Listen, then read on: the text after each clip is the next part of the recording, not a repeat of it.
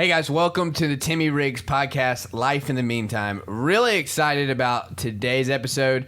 I sat down and talked with Sam Obannon. You're going to hear about basically his transition in life and the things that he is doing in the meantime and what's got him there.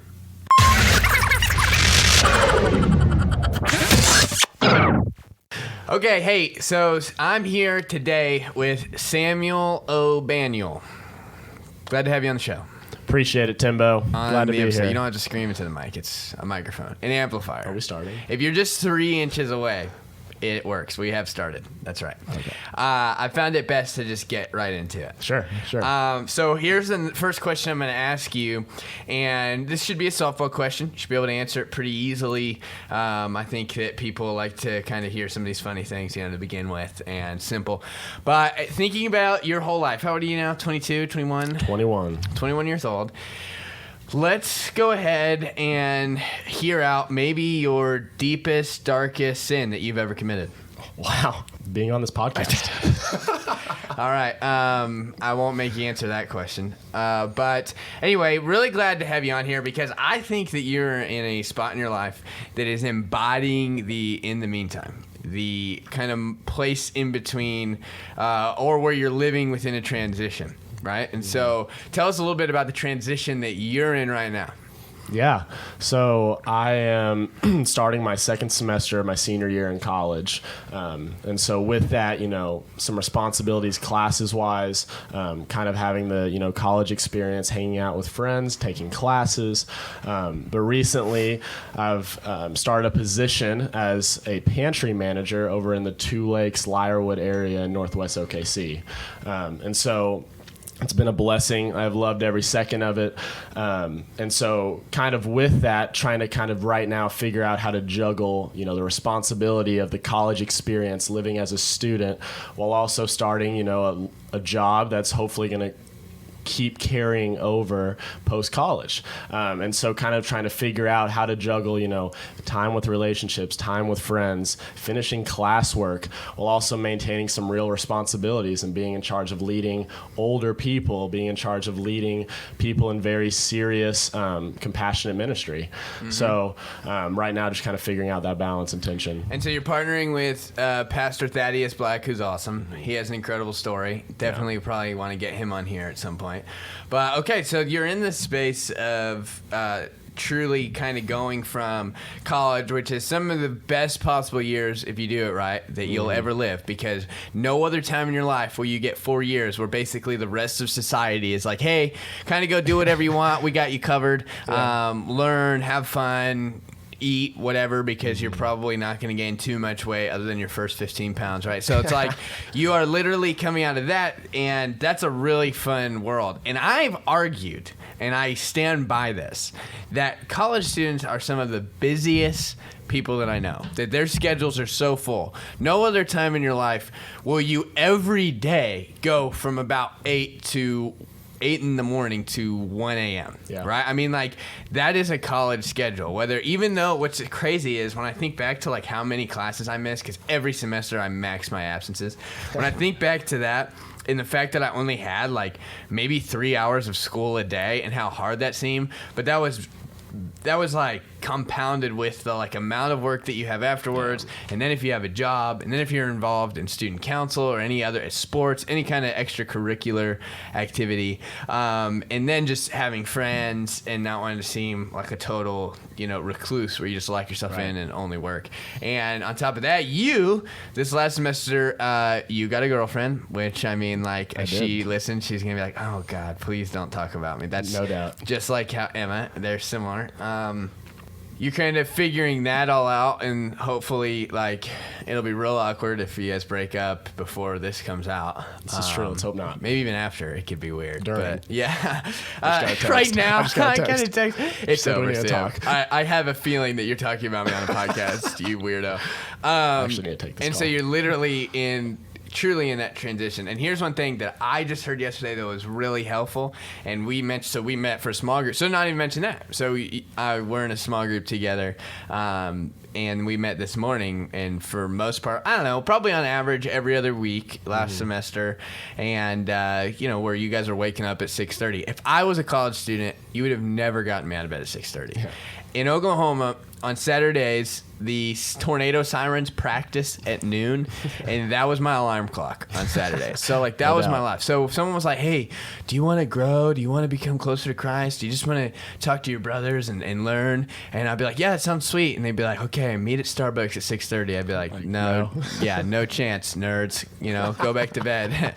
And so it's cool that you guys come. So we were talking this morning about, okay, that tension that you're in, right? Yeah. And I'm a big believer in, and I've kind of been trying to find the words for this, but the space where God's promises, they're true and they ring true. We can have a peace that surpasses all understanding. We can live an abundant, full life, full of friendships, full of opportunities, that we can grow in our gentleness, that we can grow in our kindness and our self-control. So we can literally become more disciplined. Yeah.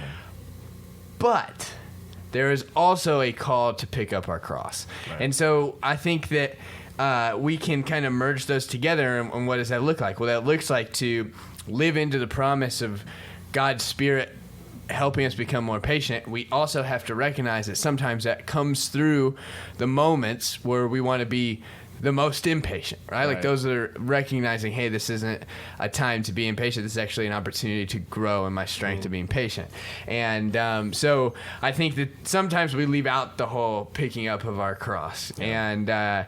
And so in your life, in everything that you're transitioning in the meantime, you are not necessarily having one problem that you have to solve. It's I just have to solve this problem.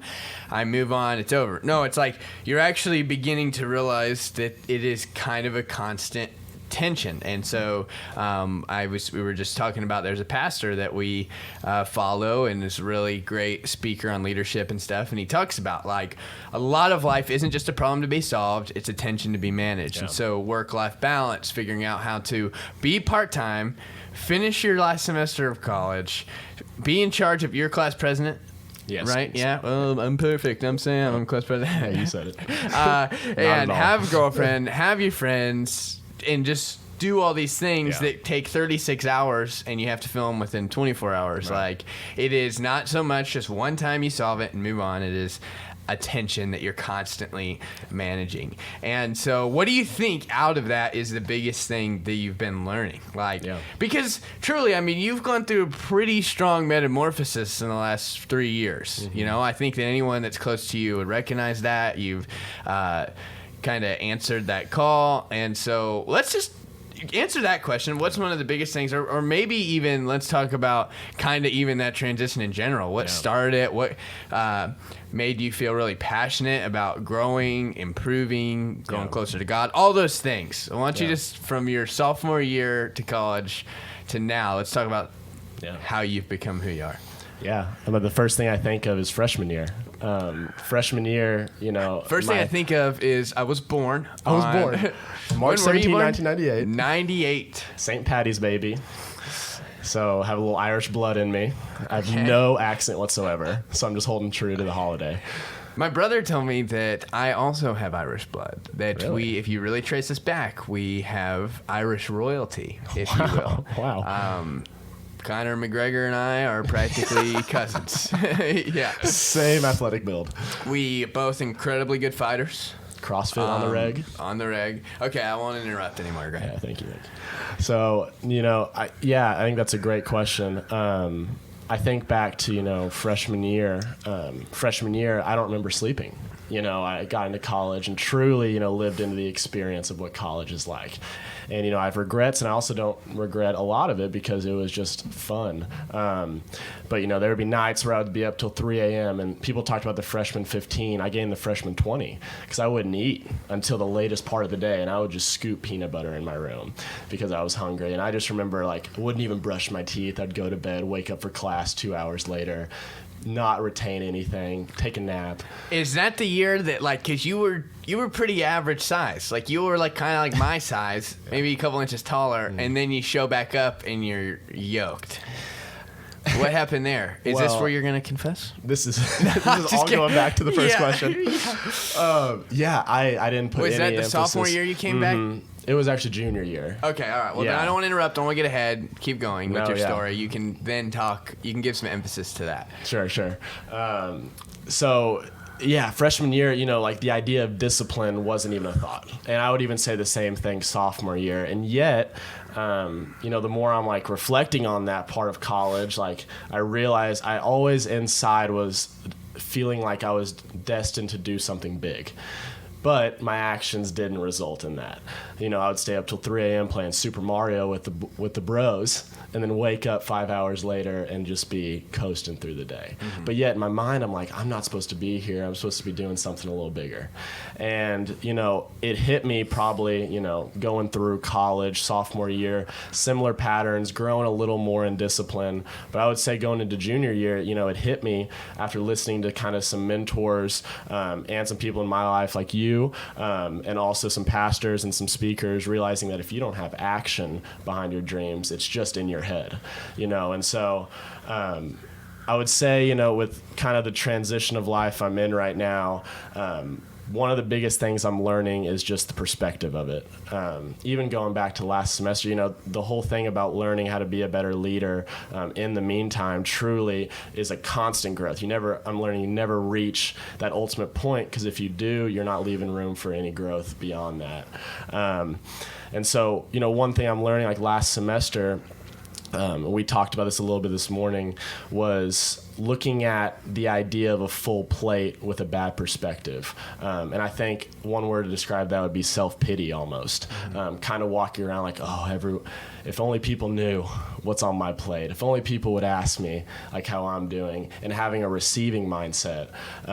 That's one thing that I've learned, having that mindset makes you feel like you need to be a burden to other people and truly limit your potential, I think, to impact others' lives.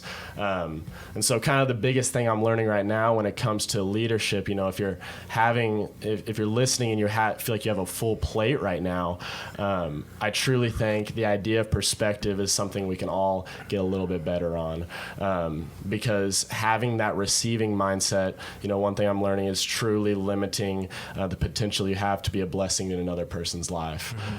So this semester especially, one thing I'm trying to work on, compared to last semester, would be looking at an opportunity, looking at a full day, a full plate as, man, this is an opportunity, or like, thank you so much for this opportunity, Lord, I'm thankful for the times when I might feel a little anxious, because I know like in those moments, those are the moments where being prepared for maybe the next level of leadership or the next responsibility. And so I would say that's a kind of a different mindset that I'm approaching with, is what is your perspective on it? Because your perspective is going to lead to what the action's going to be. Yeah, that's awesome. So a couple of things stood out to me. Definitely a change from freshman Sam to, now to saying, hey, this is opportunity, and I want to be excited about my full day and not feel sorry for myself, especially when we're so young. That's what we're supposed to do, right? I think there's some scripture out there. I hope. I just hear one pastor saying it all the time, T.D. Jakes, where he's like, devour your prey in the morning, divide your spoils in the evening. And it's this idea of like, when you're young, that's the time to work hard. Yeah. And so that's the time to have a 16-hour day. Yeah. And of course, I say that, like, not a 16-hour day. Like, don't just do mindless work. Like, it's right. Moving the ball down the field. And then also finding time within your week to have a Sabbath and to rest and to find, some stillness. I personally am the worst at having a whole day where I do, like, Sabbath. I truly, it's a weakness of mine, and I'm not going to promise I'm going to get any better this year. Maybe that's something I'll focus on next year. That's why the waking up early is so important to me, and it's a real challenge. Like, that's a real sacrifice, and I, again, don't always nail it, but that's the time where I say, okay, I can read scripture, I can pray, I can be calm and still. So at 7:30 comes around, 8:30 comes around, I can kick it and I can go all day, you know. Yeah. And all right, so the other thing that stuck out to me, I'm trying to think what you said.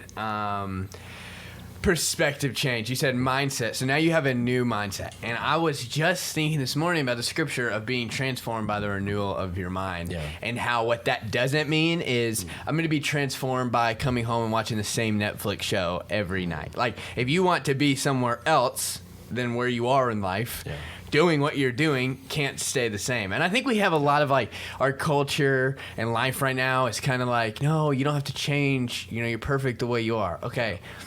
I don't know. I kind of disagree, you know? Like, I'm not saying that you're not perfect in the sense that God loves you as his creation, but to change and grow and even like we said, that kind of have that metamorphosis, like it takes action, it takes discipline, and it is worth doing. I mean, that is why you even look at so many people that we admire. I mean, Pastor Rick, Pastor Craig, all these people who we really look up to. It's okay. They made decisions at our age that, hey, this is who I want to be when I'm 45, when I'm 50. And so I'm going to start living this type of way. And there's a lot of sacrifice in it, but then it's the reward of, I mean, the type of freedom and life that you have at that point. And so huge believer in discipline equals freedom, and that all of it starts with mindset, with the way you think. I mean, and that's why we're told, be transformed by the renewal of your mind.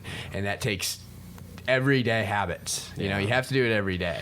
Yeah, and also, you know, I think especially for college students specifically, one of the temptations is to confuse busyness with purpose. Because I think a trap that's easy, like you said, in college, you know, you're in one of those times, like periods of life where it seems like your day you're not stopping to breathe or barely to eat. And I think a temptation a lot of college students feel is that temptation to fill up a schedule.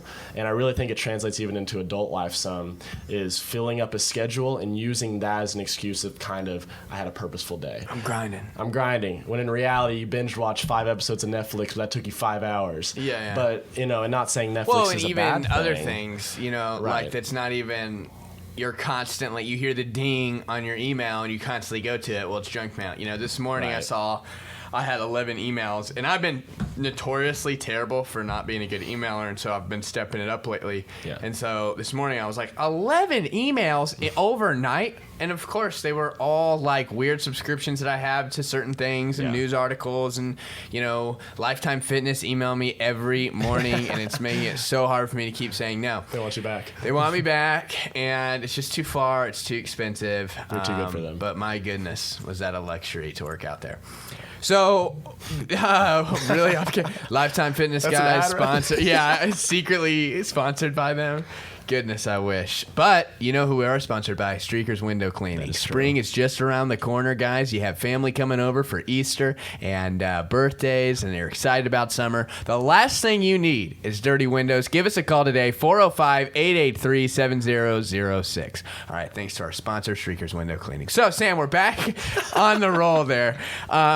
So, again, being transformed by renewing your mind, having habits that create strong discipline. You're 21 years old. Man, we're talking, you're doing stuff, and it's not just you. There's a lot of guys that you're really close friends with. You're all influencing each other.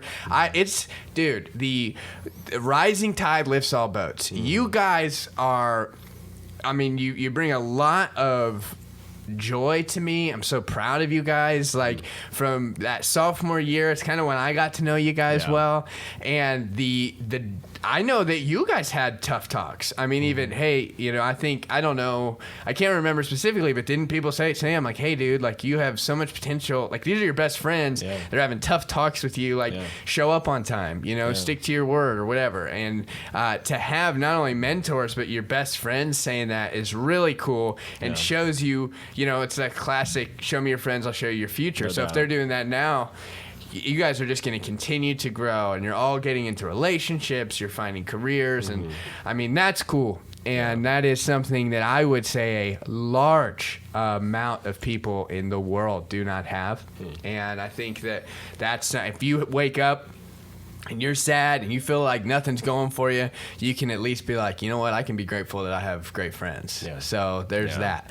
That's really important. Did you have something to add to that? No doubt, yeah. I mean, it's the classic line of "Show me your friends, and I'll show you where you'll be." I mean, yeah, like you said, sophomore year, I think everyone kind of hits a wall at some point, and it can be for a lot of various reasons. That wall can last for a while. It can be pretty brief. But for me, a big part of my life was sophomore year, and I think it was just a whole battle of a lot of anxiousness, borderline, depressive thoughts, and just really wanting to kind of isolate and not be around people. And kind of my, I guess, vigor, ferocity at kind of attacking, life, and also living into the potential I feel like God's placed on me, and living into, what He's calling us to do kind of wasn't there. And it took, hard, very kind of ego to the side conversations with some people who just flat out confronted me and said, Sam, I don't know where you've been lately, or I don't know, why have you not been coming to these things, or you feel like you're slacking, I know you're a little better at this. And as a friend, that's hard to hear.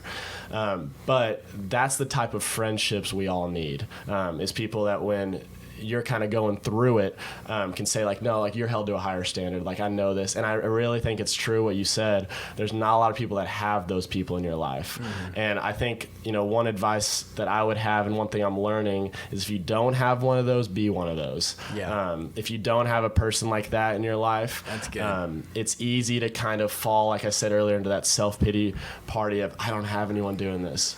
But the thought could be reversed, and there's other people that don't have that. So if you want to find one, be one, because I can guarantee if you start to be one, those people you're looking for are going to fall into your influence and into your circle of friends. Yeah. And so I think that's a huge thing to learn, especially if you're transitioning out of college or even beginning in college. Finding those people that are going to, iron sharpens iron, truly are going to be with you on your lows, and especially when you're elevating, are going to be excited for you, and not, trying to keep you back down to where you were. Because one thing I'm learning about friendships especially is when you're trying to elevate, when you're trying to grow, the true friends are the ones that are going to say, man, keep going. Pushing you forward. Yeah, giving you a lift. So I think that here's some practical advice to anyone who's kind of how do I find those people? I think that I do have them in my life. I don't. What's a really good indicator? And I like the idea of look at their last 3 to 5 years. Where were they? Where are they now? Yeah.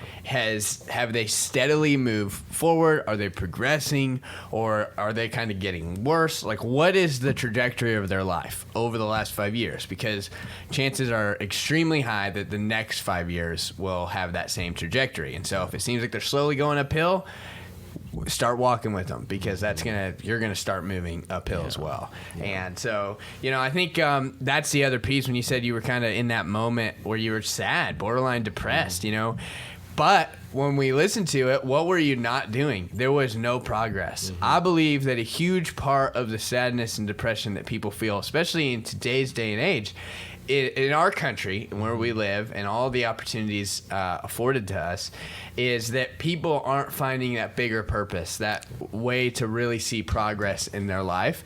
And when you just feel stuck and you feel like you're in the same spot, you're gonna feel sad and depressed. Think about the rich young ruler when he comes to Jesus, and Jesus kind of gives him the instructions on what he can do, and it says that he turns around and walks away, and Jesus walks the other direction. He walks away sad. Why? Because now he's staying in the same place, and there's no progression in his life. Yeah. He's not changing. There's nothing new being added. There's no growth out of some old habit to a new habit. It is, well, I guess I'm sad about changing, but I'm also sad about where I'm at, and so that leads to that, sadness, depression. I'm not saying there's not other things that also lead to those feelings, but I think that's a huge one, especially for people, in our age and in our culture today. That's kind of, so. No doubt. And like you said, there is, cases where it's legitimate, medications are needed, depressive, thoughts are real, and that's a real factor. But in our day and age and in our culture of almost expecting and demanding perfection and expecting kind of a social media wall where we see things at a rapid pace and we see people in real time a lot more frequently than we probably should, that desire to be vulnerable with another person, to say, hey, I'm going through it, or hey, I feel like I'm not living into my purpose. I feel like that can be hard because of the expectation that's put on us. But I guarantee those conversations is where the breakthrough is. And I wonder, like, depression level was probably way lower when you had to go out and catch your food for the day. You know what I mean? Like, because you're like, dude, I got to catch this. You can't sit around and be sad that you don't have nothing to eat, because you got to go catch it. So it's like today I'm like, I can get an Instaburger, you know? Like, I can go to Chick-fil-A, God's Restaurant. I can get a drone. I can call Uber Eats, and I can sit at home. Like, so you have to find areas to push your energy into. So this goes to my next part that I want us to talk about, because I think it drives all those things. And you said, and I had this similar feeling, and I've talked about it before, and I don't know if I've covered it in the podcast. I've preached it, you know.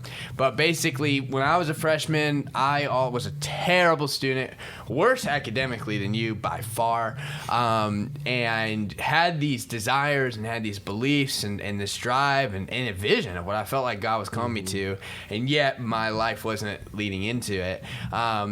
And eventually, you know, was able to kind of redirect my actions to try to fit into my vision a little bit of what I felt like God was giving me.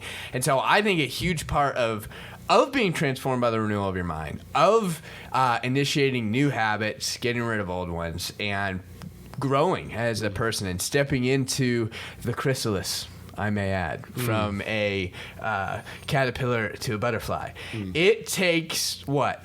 A big vision. Yeah. A big vision. Let me read this to you. I put this on my tweeter yesterday. It's from John Maxwell. I don't know if you've heard of him.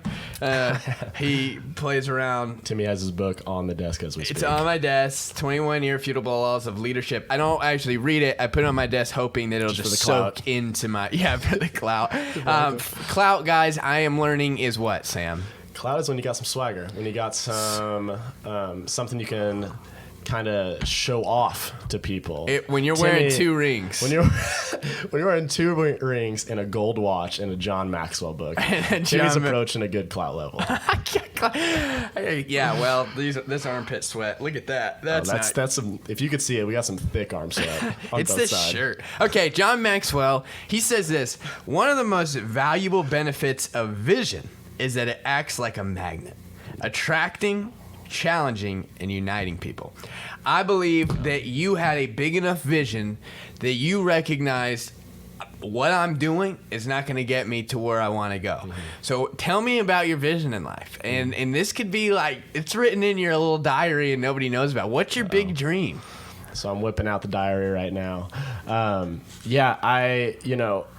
think when you have that innate desire in you, sometimes you don't know. And one of the best things I heard over the summer was, God will either reveal to you the mountaintop and not show you the path to get up there, or he'll reveal to you the journey and kind of the road to get there, but not the mountaintop. And I think for me... That's good. I like that. Yeah, I'm not taking credit for that. But John Maxwell. Getting the partnership. For me, I think I've seen that mountaintop in a small, like a blurry sense, but I don't know the road to get there. For me, I've always been so intrigued with... I'm a business major at SNU, but yet I've always felt a tug to ministry. I think if you're a Christian, that should be an innate desire for ministry, to spread the gospel, to love people like Jesus loves.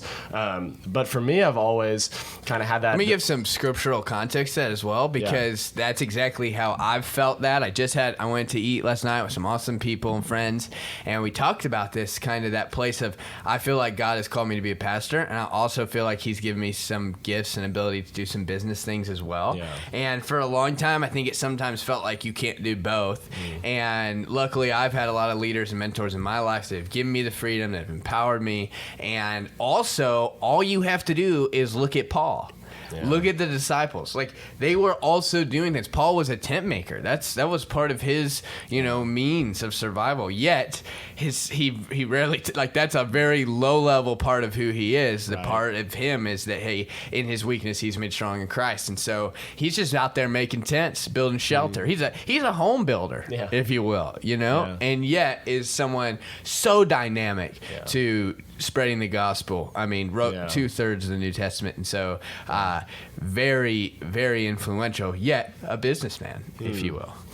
That's so good. Yeah, and you, Timmy, have been a good example of, a great example in my own life of what that looks like, keeping that tension of being a pastor while also influencing and seeing, how many people you can influence in the business world, and having that tension of, believing big faith for a big God, and that sometimes, the walls of ministry doesn't have to always confine in a church, but it can be in the church and also outside, in the business world. And I think that's a really intriguing concept for our upcoming generation. And so to answer your question, my big vision, I believe in the balance, of what could be done in a church concept, but also what could be done in a business concept. Over the years, I've kind of been in environments that have made me a little uncomfortable. Spending a couple summers at a Christian sports camp called Kids Across America, I walked in and I see 4 other white people, and that I'm white, to kind of give a little background there. And, walked in, immediately felt uncomfortable because in the spaces I've been in, it's all been kind of whitewashed environments. And so getting in those experiences, getting out of your comfort zone, realize in those moments, like we serve a universal, we serve a big, big God that's not confined by race, by gender. And that idea of God's inclusive love has been something that's been so on my mind about, how can we reach the people that no one's reaching? And it's the Andy Stanley line of, to reach the people no one's reaching, you have to do the things no one's doing. And so my kind of big vision is, how can you create a church dynamic that goes past the confines of race, that goes past the confines of gender, and unites people all together for the idea of seeking Jesus and becoming more like Jesus, while also having a business side to it. And the goal of that, truly is to reach the people no one's reaching. And I think to do that, we're in a world kind of where attention span is so short. But I also think people are hungry. People are hungry for the Bible. People are hungry for truth. People are hungry to be loved. And so my kind of vision right now, it goes along with the position I'm in right now as pantry manager of, how can this, it seems like there's still a divide when it comes to the racial gap in church and also in our culture in the United States. And I think it's going to take people to kind of speak up about it, people to speak up and point people back to, how did Jesus live? How did Jesus live when it came to uniting people, to loving people? And how can the church play a part in that? How can the church be a safe space? How can your business life, how can your business world, business setting you're in be a safe space where people ultimately see Jesus? People feel loved, people feel appreciated. And I think, when it comes to what's happening right now at the pantry, at the Two Lakes Pantry, sometimes for someone to understand how much the Lord loves them, you have to first meet their physical needs before their spiritual. And so, we're offering food, there's a clinic coming in, often offering free medical care.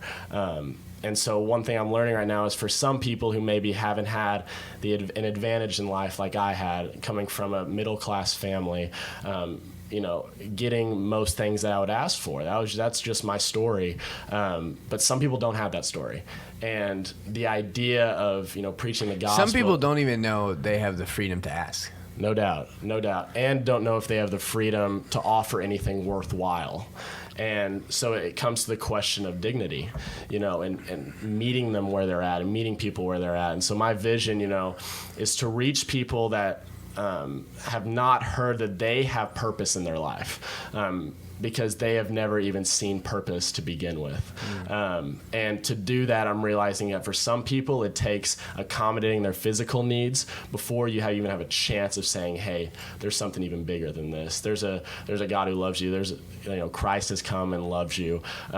That's not going to be received very well if they're thinking, well, I have a family I need to provide food for, or, I have a family that hasn't had a flu shot in 6 years, and I'm scared to death one of them's going to get it and die. And so what I'm realizing is that to reach the people that I feel kind of called to reach, my vision is that before we can even get into the trenches, we have to first accommodate for people's physical needs, and that's treating them with dignity. That's providing a physical resource like food, like medical care, and it's also completely meeting people where they're at. And I think there's an area where me and Timmy live right now that's kind of untouched, and so I feel kind of pulled to the area over in Northwest OKC, the Lyrewood area, and so my vision right now is what can be done. How can this area become a resource center? How can we meet people who are, my pastor Thaddeus over at one of my pastors Thaddeus over at the church I attend was talking about these guys. He was in prison for 11 years, and he said there were some people who were in the prison that have been there their entire life, it seems like from the point of when they could actually be in the prison to like when they're 60, 70 years old. And he said he saw a couple of them be offered, out of prison, like they had the chance to leave and start being on parole and being out of prison. But they were in chains their whole life. And so when they were offered freedom, they didn't even understand that they had the opportunity to grasp that freedom, and they wanted back in jail. And so when the idea of freedom was presented to them, they were already in chains their whole life, that the idea of being out in the real world, being out of prison, was something that terrified them, justifiably, and they wanted back in prison because that was safe. And I think people are living in that out of prison because they have seen generations of hurt, of curses on their life, their families, and, I feel a responsibility to meet those people where they're at and say, like, your family generation line doesn't define you. Those curses that were on your family, that were on your home, they don't define you because, like, God has come and he said, like, he's setting the captives free. And so I see a group in this area that has been chained up their whole life, and I think it's our job to say, hey, there's more to life. You have purpose. You have worth. What you give is valuable. And being able to receive and not just give is something that I think is a vision I have. Awesome vision, Sam. I mean, and inspiring, the call that you feel like you're answering, and just the dream that you're chasing and literally putting action to, And so it sounds like even as you've been figuring it out, and that quote that you mentioned earlier, God's either going to show you the journey or he's going to show you the mountaintop. Like, maybe you're seeing more of the journey. Do you think? Or do you think?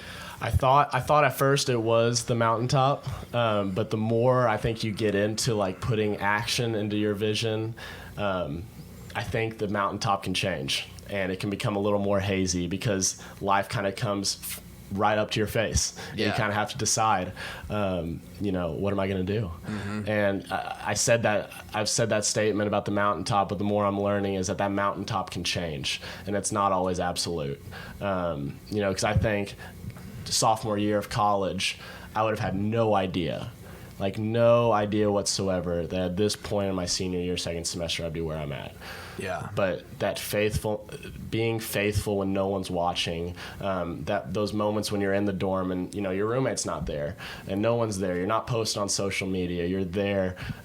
You have the choice of am I gonna spend this time thinking about who I'm gonna be in 10 years? Mm-hmm. Like, am I gonna finish sending those emails? Am I gonna actually get quiet time with the Lord? Am I gonna be integrity filled with my relationship? Am I going to live disciplined, going to sleep on time and not scrolling through TikTok? I think it's TikTok, but it's TikTok. Yeah. Great breath mint. So what do you, what's the quote by Craig, where he says, it's the things that no one wants to do that creates the life that everyone wants or something, you know? Yeah. And so let's talk about, you have this vision that you're living into that's maybe a day-to-day journey, but I believe vision drives action. It drives your behaviors. It drives, you know, so where there is no vision, what's the line? I can't remember right now. Where there is no vision, people perish. People perish. That sounds right. And I was gonna totally make up a word. Right there, yeah, so. you're like dissolve. You do that. You're like off the wall. Like I'm like no. I think it's I'm like, who is that coach? And you're like Barney. Was it Barney? Barney Smith.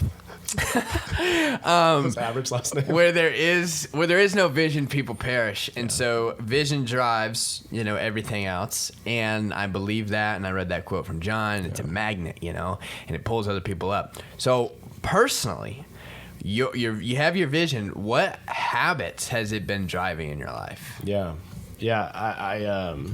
I think, you know, when it comes to disciplines and habits, there's always a tension. You know, I love that quote you said. Sometimes it's not always a problem to be solved. It's just a tension to be managed. And, you know, some discipline is what carries vision. You know, I just truly believe that. You can have a vision, but if you have no disciplines or actions to lead to that, it's just a thought. So, you know, a couple disciplines, we talked about Craig Rochelle. He kind of inspired this idea of creating one habit a year. So when it comes to the broad picture, that's something I've tried to do.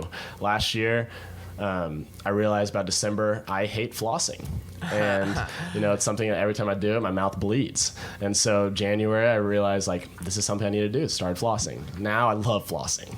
You know, I get last excited. You started, you did it all year? Yeah. And so now it's just like an innate behavior. And so this year, like reading the Bible in the morning, that's just something.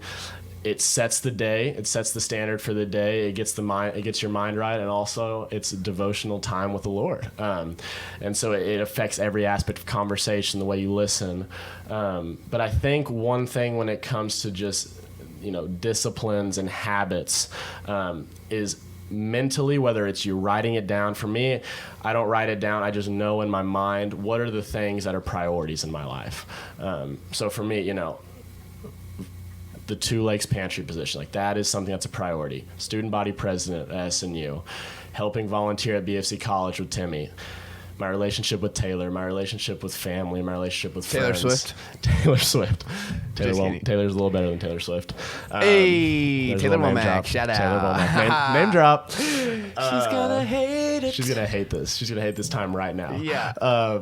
But, you know, time with friends, family, and physically staying fit. Like, those are priorities in my life. And, you know, I think as you get older and those responsibilities kick up a little more, one thing I'm learning is that if the things that come up in a day don't fall under those specific priorities, they don't matter as much. And that's a hard adjustment and kind of conditioning to make. But, you know, I think if you're someone who's wanting to level up, if you're someone that's, you know, has this big vision, you're thinking, how do I get there? One thing I'm learning is that figure out what your priorities are and what are the things that are going to get you to that God-given vision. And if they don't fall under that, maybe not always say no, but the fact of the matter is having your priorities in check is going to be able to cause a lot more freedom to say no to the things that maybe don't fall under those priorities, because those priorities is what's going to lead to that final vision. And so I think write it down, put it in your phone, make it your iPhone wallpaper, as cliche as that is, because if you define what your priorities are, you define what your vision is, whether you know about 20% of it or 100% of it, figure out what are those daily habits, what are those priorities, relationships, family, that's going to get you there, and stick to it. And added to that, I mean, that's all really hard. Yeah. And that's, you know, you don't drift into, you know, spiritual maturity. You don't drift into better relationship with your friends and family. Yeah.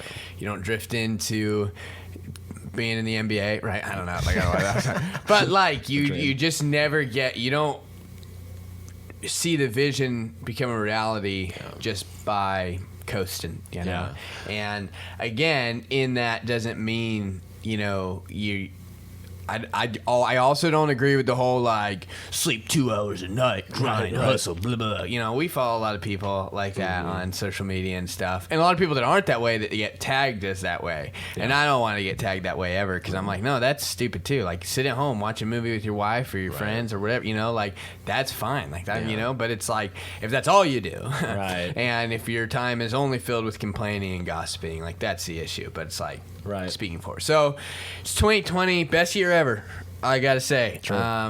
Best day of my life is right now. I truly do kind of think that way, you know? Like, I was thinking last night when I was watching the national championship, sorry, to RIP to, well into Trevor Lawrence's win streak. True. But you know what? I've always said this. Big fan, strong Christian leader, right? Like I'm a huge Ohio State fan. So when they were playing in the playoff and they were about to win, I texted Brighton and I was like, dude, I'm so sad right now. I was like, but I'm totally gonna pull the card that I've been a Trevor Lawrence fan. He's a strong Christian leader, like, you know. So when he gets brought up, like, sorry about Ohio State. You know what? I'm a big fan of Trevor Lawrence, strong Christian guy. Always have been.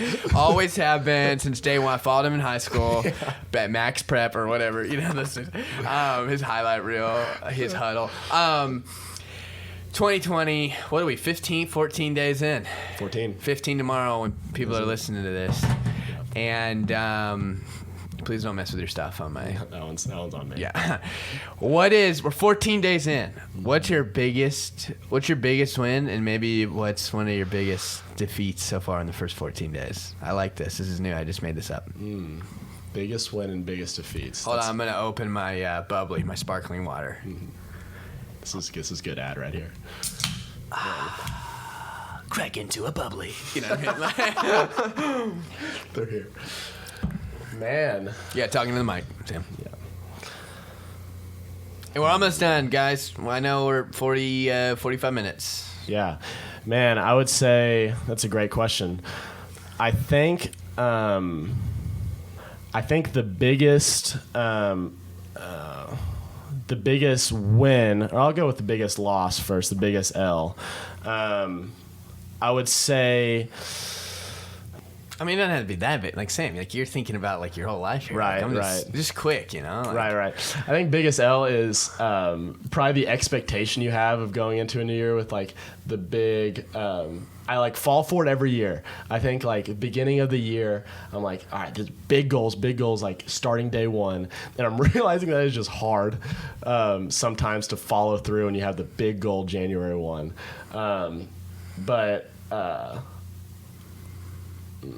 But, you know, also I think biggest win, besides OU losing, sorry OU fans, I'm an OSU fan, I would say is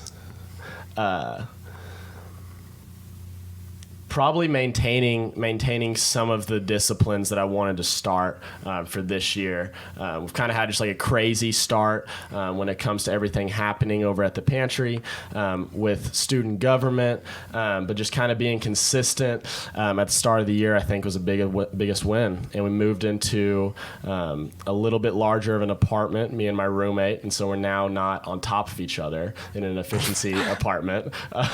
So we've had a little more room. And you're big dudes. We're larger men. James was carved out of a rock. James is a beautiful man. Beautiful. A beautiful man. And yeah, he's like 6 foot.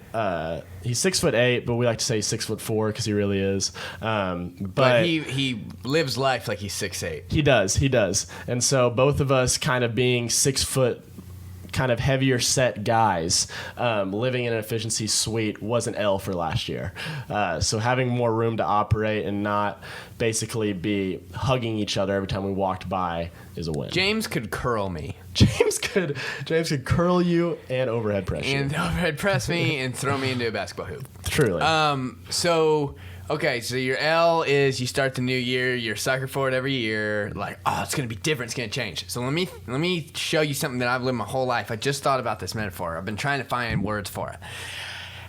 most of my life I've been excited about the cannonball, right? Like I've been like, oh yeah, like a big splash, you know, a 9 out of 10. Like, let's get going. Everything's going to change. And we're similar, you know, and so I know that's kind of how you're thinking. And in 15 days, you thought you were about to change the world. And it's like, oh, it's a little bit longer than that. So instead of trying to be the cannonball where you make a big surface splash, I'm trying to be more like a wave pool where you don't even see the machine and it's underneath at the very end of the pool, but all of a sudden they blow the whistle and you see that the waves start like, oh, here we go, oh, and everyone runs in, right? Like the first few ones are just kind of slow, like it's not a big deal, and then all of a sudden you're like, this is awesome, and you're hanging on the edge and the lifeguards are telling you to get off the side of the wall, you know, like, but all of a sudden now it's got momentum and it's going. And so I think for so long in my life I was like, I want to be the cannonball, I want to bring in a lot of spark, I want to do this, and that's good. I think that can help start the waves, but it's also like I want to begin to build a strong underneath current that just flows, that has momentum, that isn't reliant always on the next cannonball, because even the ripples of a cannonball end pretty quick, whereas a wave pool and as a flowing river, you know, like those things push and move forward, and so it takes time to get them going, but once you do, the momentum continues to carry you on. So even now, like with, I think my biggest ones this year are just real personal, but it's the not biting my nails, and which I'm 6 days straight. Okay. And waking up at 5 a.m. And it is so hard. Like, I mean, the 5 a.m. one is like, there's days where I just crush it, and then there's days where, man, I'm waking up late or just way past it, you know?